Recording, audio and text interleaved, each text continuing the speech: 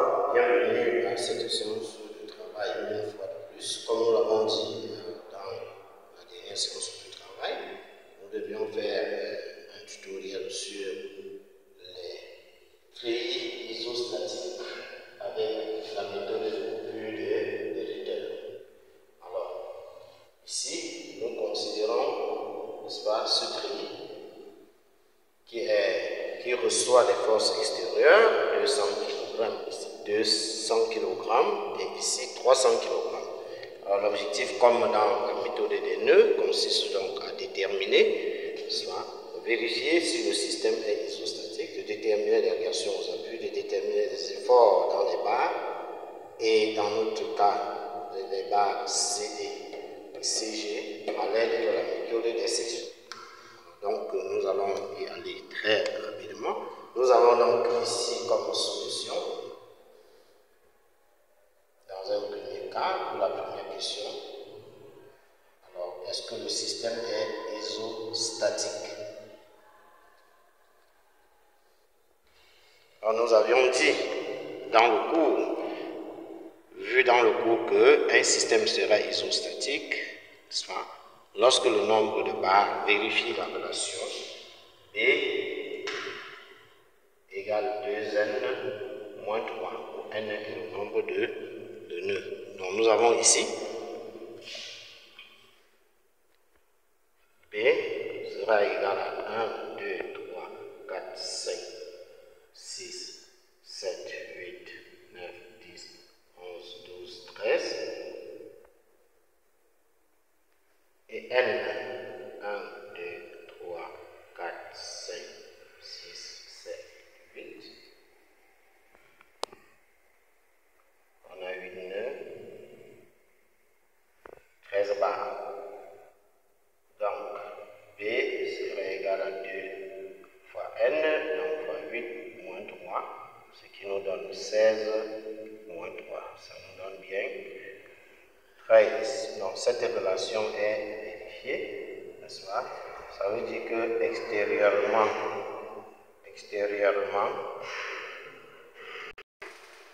le système est isostatique. Le système est isostatique.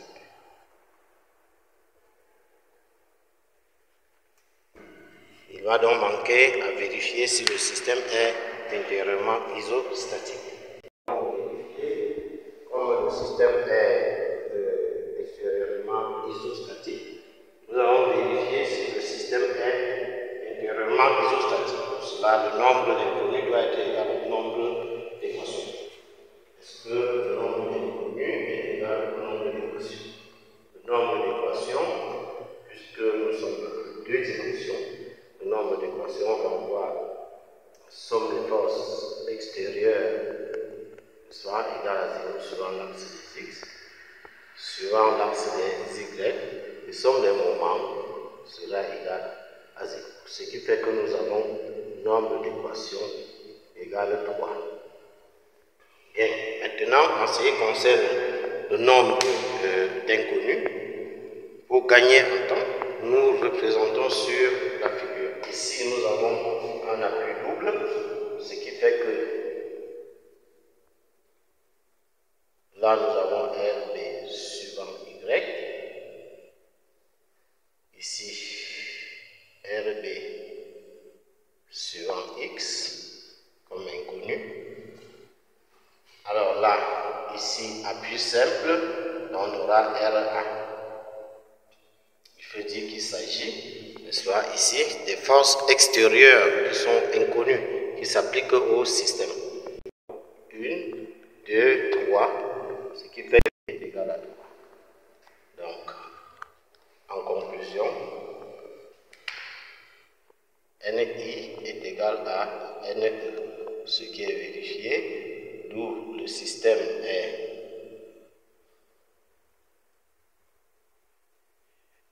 intérieurement. Le système est intérieurement isostatique.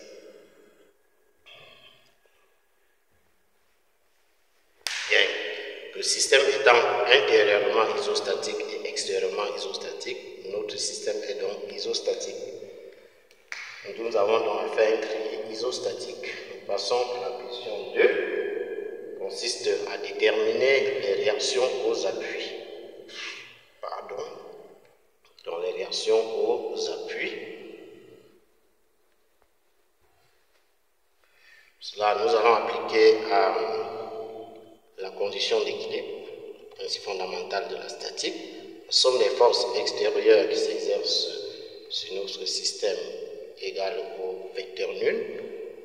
Alors, comme nous l'avions dit tantôt, ça nous conduit aux composantes horizontales et aux composantes verticales.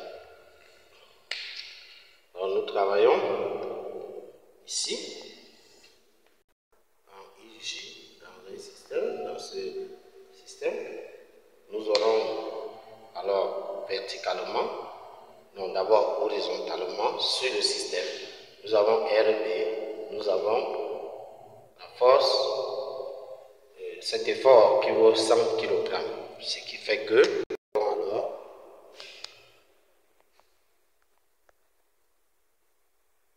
moins RBX moins 100 égale 0. Donc RBX sera égal à 100 kg. Et verticalement, nous allons avoir RBY moins 200 plus 300 plus RA égale, voilà, RA positivement, 200 compté négativement, 300 compté positivement, et nous avons RBY. La relation RBY plus RA égale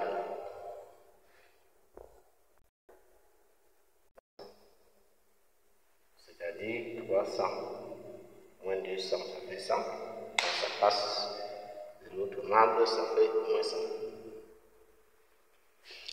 Alors, jusqu'à ce niveau, c'est bon. Donc, ici, nous avons affaire à une équation avec deux inconnus. Donc, nous allons faire appel à la troisième équation, somme des moments. Et nous allons le prendre par rapport à A égale 0, ce qui va nous conduire à moment de 200 compté négativement, nous prenons le sens horaire, compté négativement, j'allais dire positivement au moment de l'effort de 200 qui s'applique au point F, donc ça nous donne par rapport à AEA. Nous prenons l'effort, le moment de l'effort 300 qui s'applique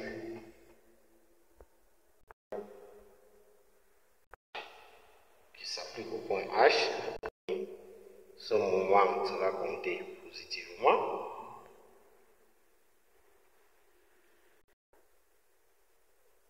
Ça sera compté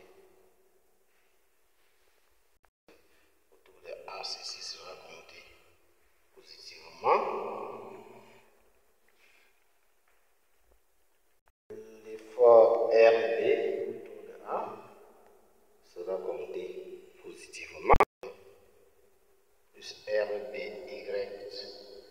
AB et 100 kg sera compté également positivement.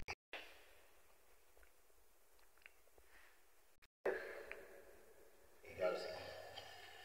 Donc nous avons le moment de ces efforts. Le moment de ces efforts par rapport à A. Ici c'est RBY sera égal à 200 EA moins fois somme HA moins somme FE, tout divisé par coefficient AB, ce qui va nous donner 200 fois EA, distance EA qui vaut 8, moins 300 fois HA qui vaut 12, moins 100 fois FE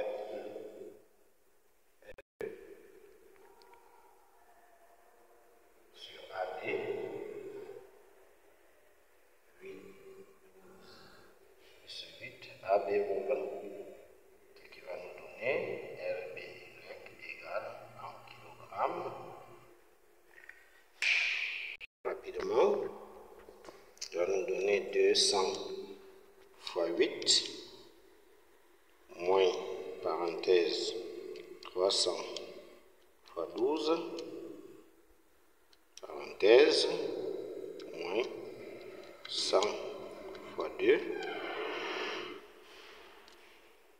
ce qui nous donne 2200, moins 2200 divisé par 20, ça nous donne moins 110. Moins 110 kg. Donc, partant de cette équation et du résultat trouvé ici, nous avons donc RBY plus RA égale moins 100, c'est-à-dire RA serait égal à moins 100 moins RBY. Et en remplaçant, nous allons obtenir moins RBY qui est moins 110. Ça va nous donner 110 moins 100. Donc nous trouvons 10 kg. Donc RA sera égal à 100. Donc RA sera égal à 10 kg. Voilà, nous avons donc trouvé ainsi les réactions aux appuis. Donc RB sera RBX plus RBY carré, soit ça va nous donner 100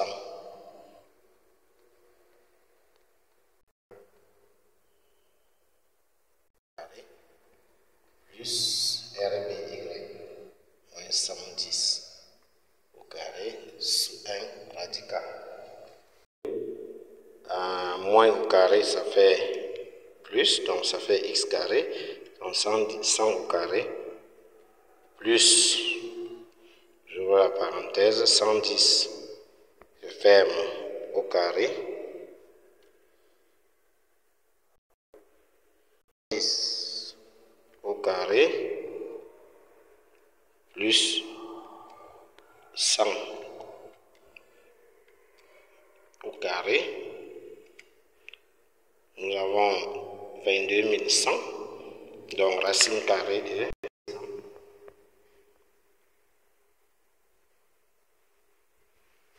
sous le radical.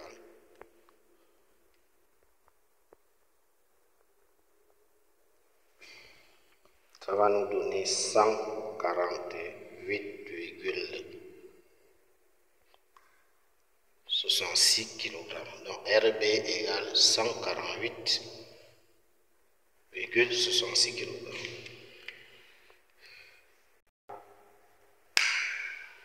Les réactions aux appuis en ce qui concerne la réponse à la deuxième question. Nous allons passer à la troisième question. Concerne à déterminer les efforts dans les barres CD et CG.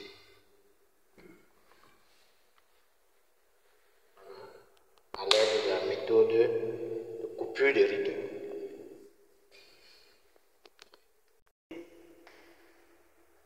Sont les efforts dans les barres CD et CG. CD et CG.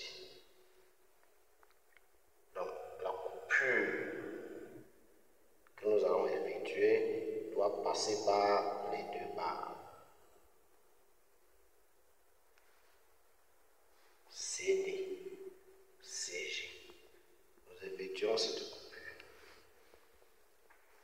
Nous constatons en effet que cette coupure fait intervenir 4 barres. La barre CG, la barre CD, la barre FD, la barre ED.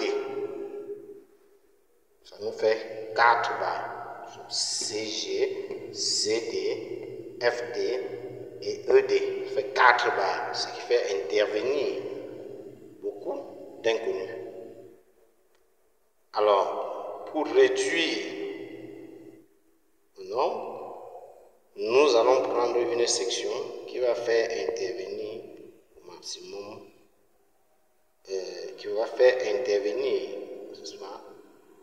l'une des barres concernées. Disais-je, nous allons faire une autre coupure qui va faire intervenir au moins une des barres concernées. Alors, on va prendre cette section-ci.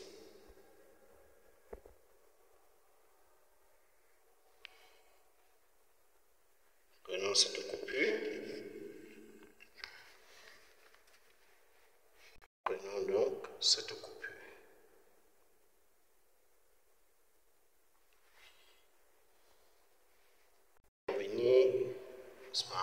Au moins l'une des barres qui est concernée parmi les 4 barres. Une de ces 4 barres. Nous allons appeler cette section la section 1.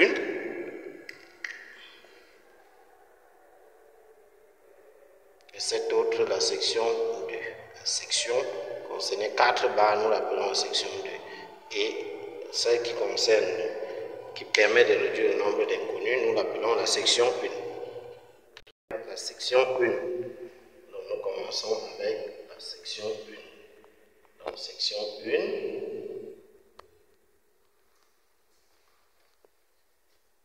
Si nous représentons très rapidement, nous avons le nœud F, le nœud E,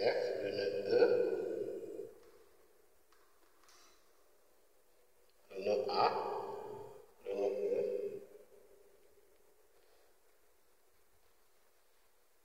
Ce sont les nœuds qui seront donc sollicités puisque la coupure passe. La section directeur passe comme ceci pour la section 1. Donc, nous avons ici la sollicitation NDE. Nous avons la sollicitation NCF.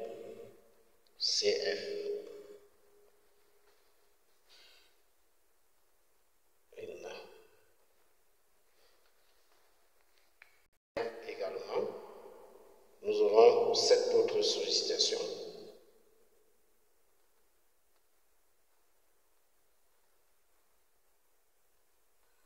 Cette autre sollicitation due au nœud D, c'est-à-dire NDF. Voilà, très bien.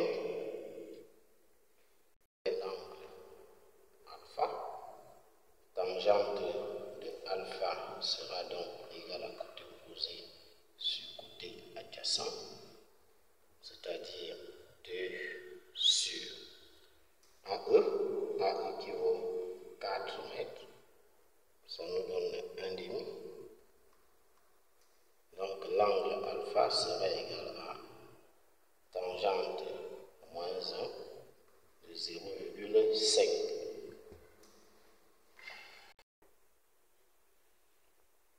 Oui, je disais que l'angle alpha, c'est cet angle-ci. Ça sera le côté opposé EF sur le côté adjacent. Le côté adjacent vaut 8 mètres. Et nous sommes ici, ça nous donne 1 quart. Donc 0,25 tangente de moins 1 de 0,25.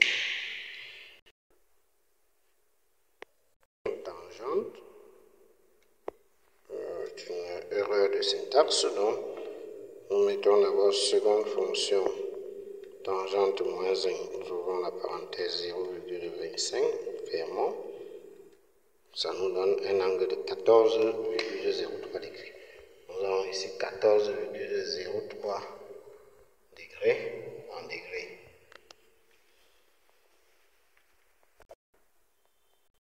Nous allons commencer par le nœud E, qui est le nœud le moins sollicité, parce que en F, nous avons une charge qui arrive, qui est 200 kg. Donc, nous commençons par le nœud E. Nous appliquons somme les moments donc, par rapport au nœud E égal à 0. Nous aurons le moment de RA par rapport au nœud E qui sera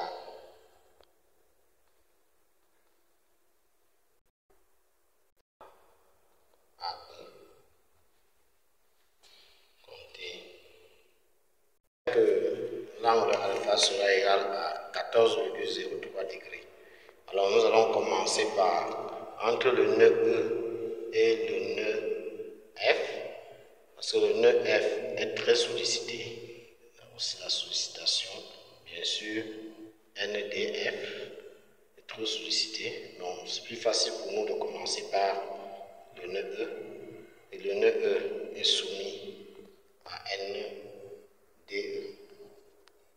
Alors, nous allons calculer la somme des moments des efforts qui s'exercent sur la partie gauche de notre, après avoir fait la première coupure, par rapport au point F. C'est-à-dire, nous allons calculer le moment de RA par rapport au point F, de l'effort RA par rapport au point F.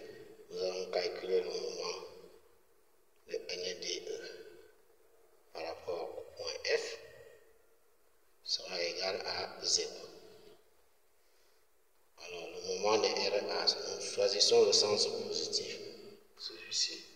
Le moment de RA autour de F, le moment de RA est compté négativement, ça nous donne moins RA. La droite version de RA passant comme ceci. La distance, le bras de levier correspond donc à E. Le moment de NDE est compté positivement.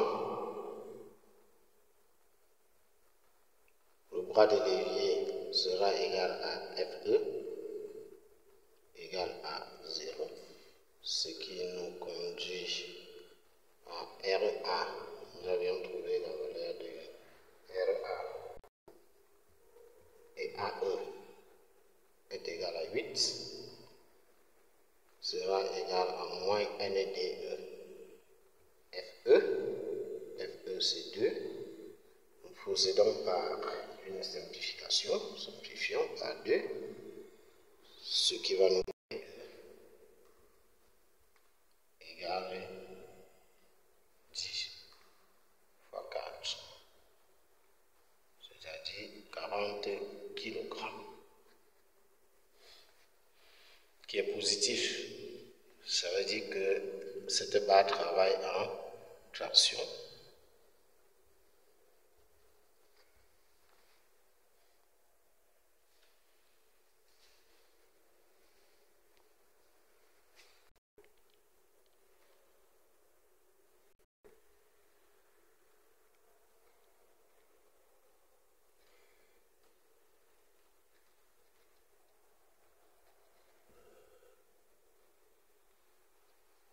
Nous avions l'angle bêta, nous avons la sollicitation de 200 kg.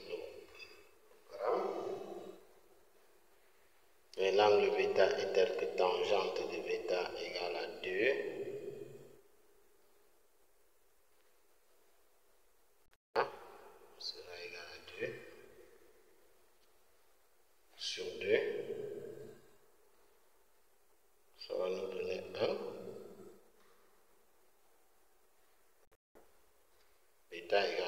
31 degrés.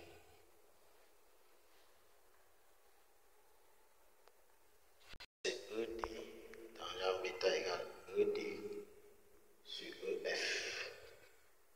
Tangent bêta égale ED sur EF, c'est-à-dire 2 sur 2 égale 1, ce qui entraîne bêta égale 45 degrés. Alors, nous pouvons aisément constater que nous avons ici l'angle θ. Cet angle θ est encore égal à l'angle alpha. Ici, alpha prime. Nous pouvons donc faire la projection sur les axes. Si nous utilisons la condition d'équilibre, somme des forces extérieures égale vecteur nul, projetons sur l'axe des x. Ça va nous donner, en ce qui concerne les efforts que nous avons là, NFC sinus suivant l'axe des x.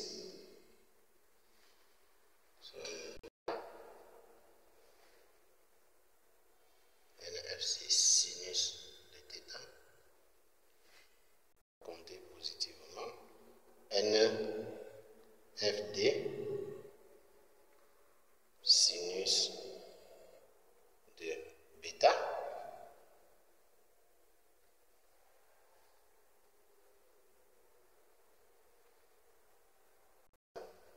il s'agit de la stabilité de l'ensemble du système, c'est-à-dire de la partie ici,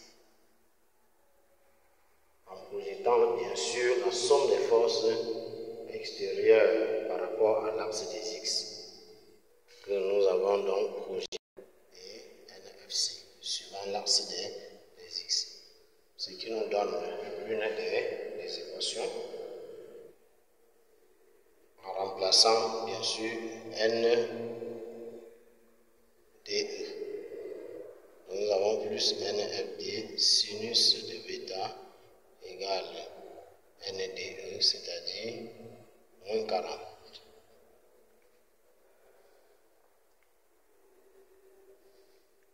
Ça nous donne une équation.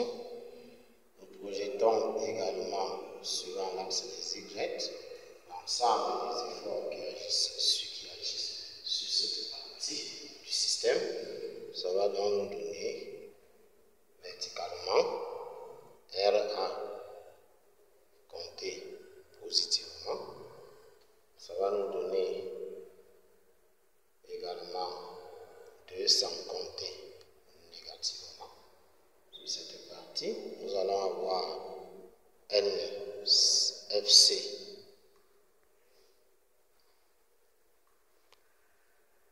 ou NCF. Voilà, c'est ce qui exerce en rectifiant tout là. NCF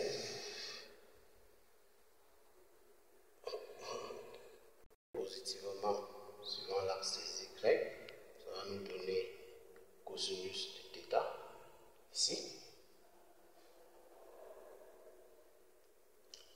Et de NFD, donc ça va nous donner ici moins N sur ce DF, contribution verticale, donc cosinus de bêta.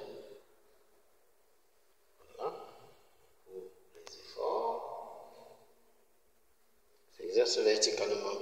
Bêta moins LDF cosinus de bêta va nous donner 200 moins RA. Ça nous donne 200 moins 100. Donc nous avons NCF cos de θ moins NDF cos de bêta égale 200 moins 10, c'est-à-dire 190. On donne l'équation 2. Alors, l'équation 1 et 2, en combinant les deux, on a NCF sinus θ plus NFD sinus bêta égale moins 40 et NCF cosinus θ moins NDF cosinus bêta égale 190. Ça nous donne deux équations, n'est-ce pas? Nous pouvons facilement résoudre pour déterminer NCF et NFD. Ce qui est égal à tangente moins 1 de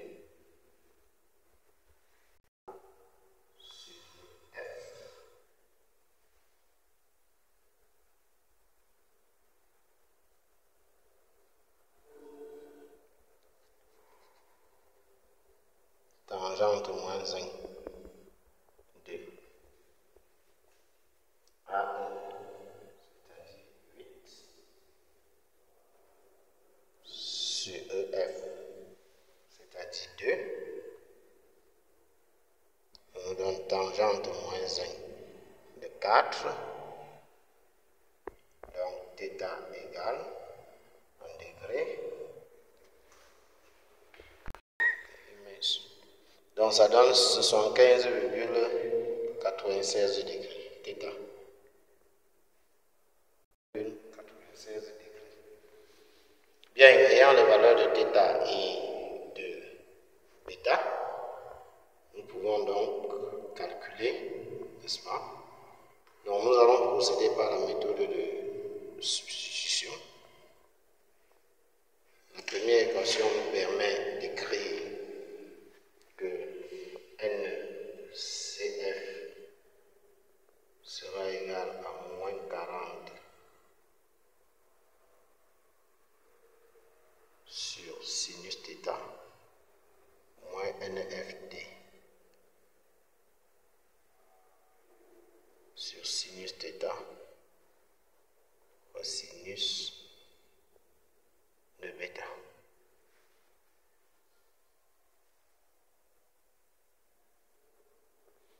Il faudra donc prendre cette troisième équation et aller remplacer dans la deuxième équation.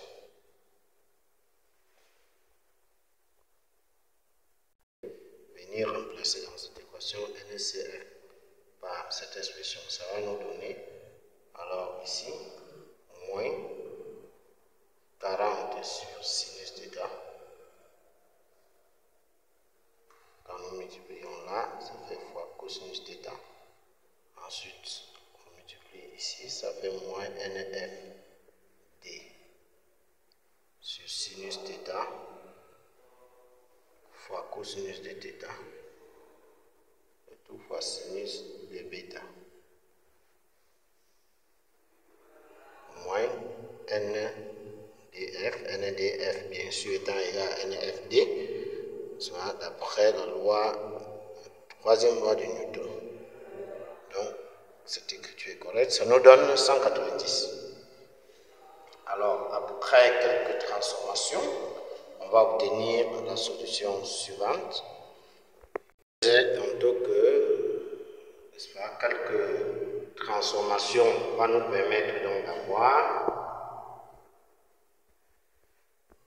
NFD égale barre de fonction cosinus θ sur sinus θ fois sinus β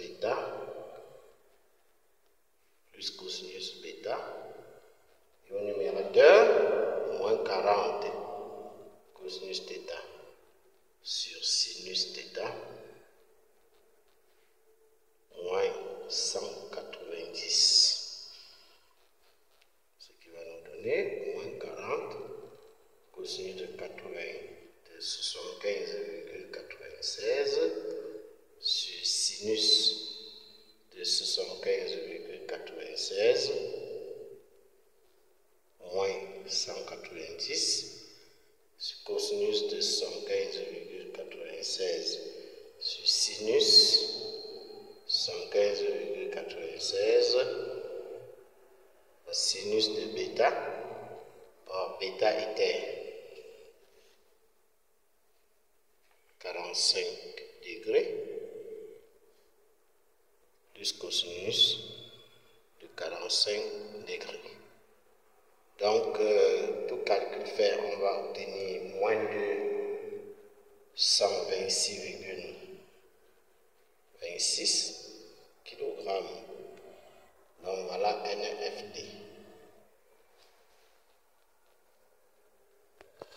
La troisième relation qu'on avait tout à l'heure, qui nous donnait NFC ou NCF, va nous permettre d'avoir, donc la relation 3 nous permet d'obtenir NCF qui sera égal à moins 40 sur sinus donc de 75,96 moins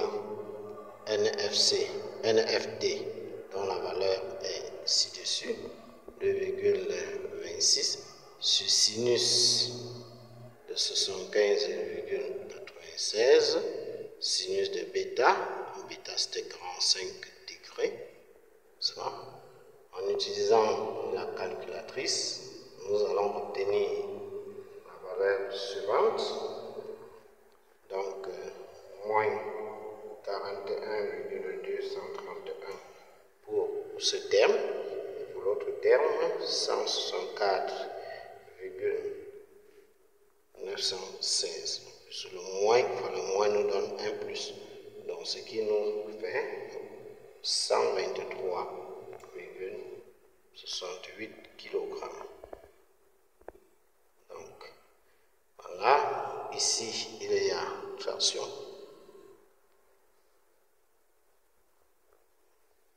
Alors qu'ici, il y a compression dans cette barre. Voilà ainsi pour la première section.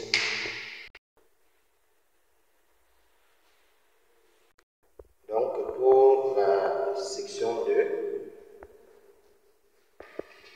nous avions dit que nous traversions ici 4 barres. Il y avait la barre CD bien sûr, il y avait la barre CG, il y avait la barre FD et il y avait la barre ED. Alors la coupure des rupteurs va passer comme ceci.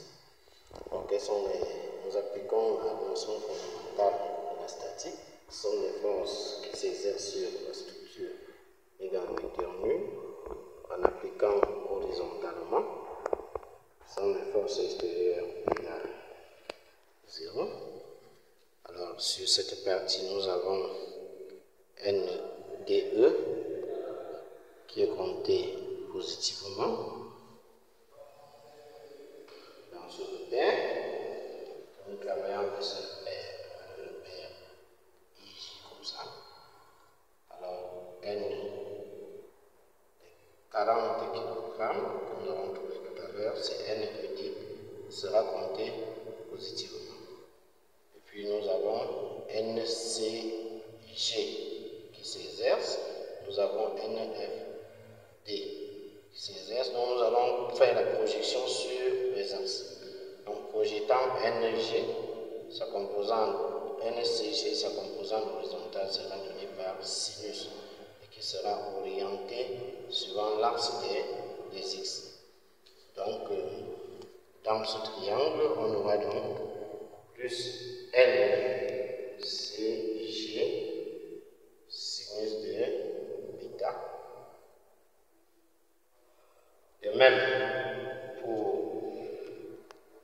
on aura sa composante horizontale sera positive, c'est-à-dire qu'on a FD sinus de bêta. Voilà. Ce sont des efforts sur la structure à ce niveau, 3 efforts horizontaux égal à 0. Nous avons constaté dans cette équation l'inconnu que nous avons, c'est NCD, ce qui permet de dire que NCD sera égal à moins NDE moins NFD sinus bêta sur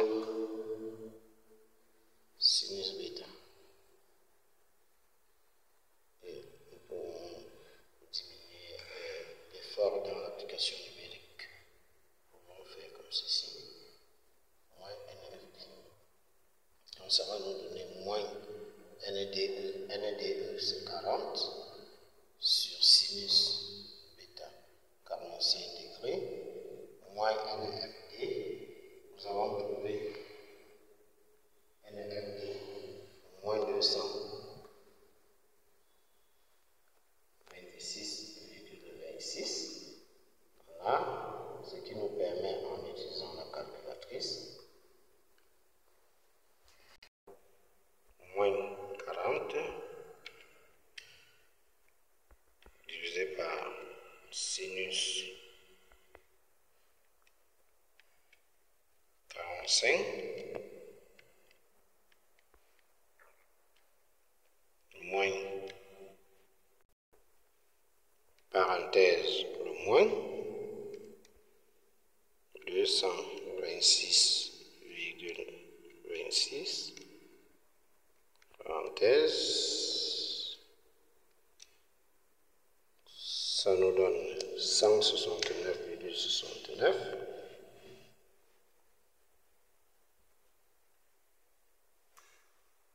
Il y a traduction.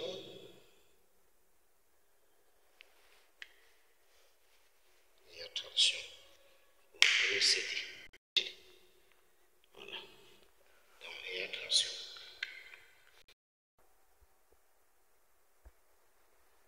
Il faut rechercher NCD. C'est bien sûr que NCD est un effort vertical.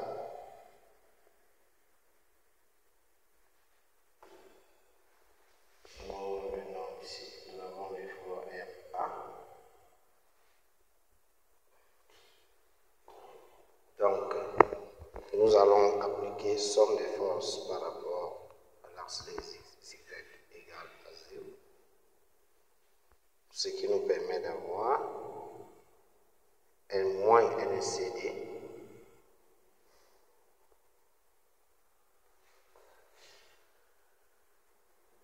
bien sûr que nous allons l'appliquer ici. Donc, on va avoir moins NCD, la composante verticale de NCG est négative également, moins NCG sinus bêta. Voilà.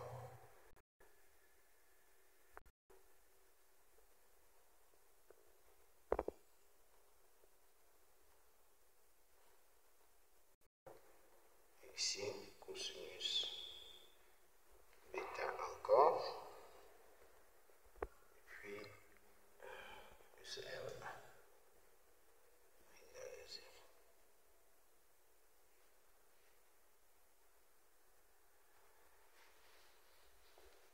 Donc, NCD sera égal à NCG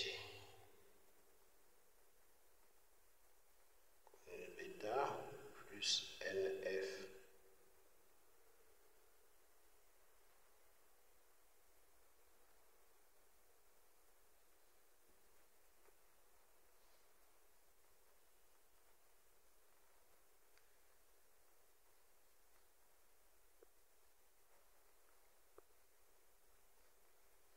moins NFD cosinus bêta. Alors, pour ça va nous donner en application numérique RA était égal à 10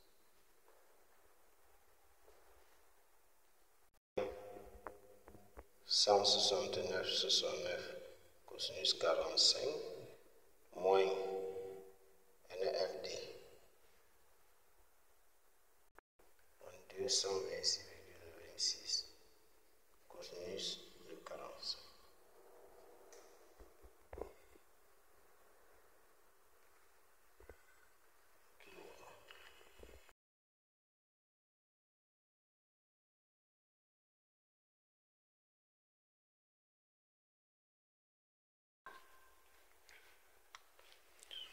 On constate ici, nous avons moins 169,69 cosinus 45 degrés, le moins ici, ça fait plus, n'est-ce pas?